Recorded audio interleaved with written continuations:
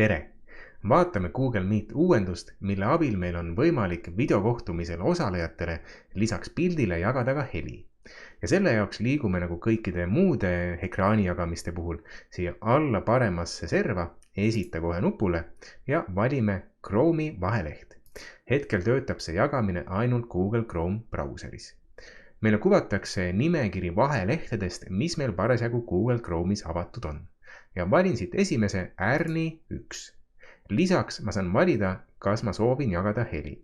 Ja hetkel ma just seda teha soovingi, seega jätan linnukese siia jaga heli ruudukesse alles ja valin jaga.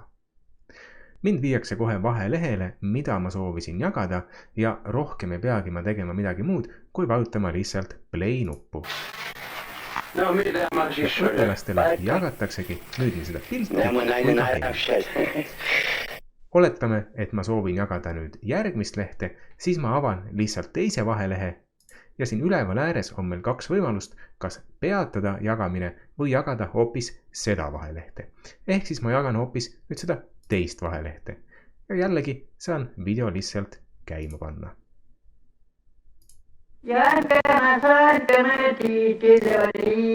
Oletame nüüd aga, et ma soovin jagada mõnda heliklippi või videoklippi, mida YouTube'is üleval ei ole. Selle jaoks ma saan enne selle heli ja videoklipi üles laadida enda Google Drive'i ning jagada siis Google Drive'i vahelehte. Näiteks siin on mul Google Drive'i vaheleht avatud.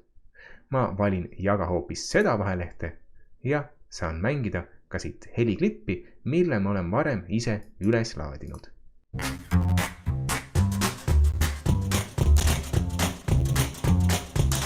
Kui ma liigun tagasi nüüd Google Meet'i, siis soovi korral saan ma ka siit aknast heli ainult välja lülitada, aga selle jaoks ma pean ennem keelama Grid View laienduse.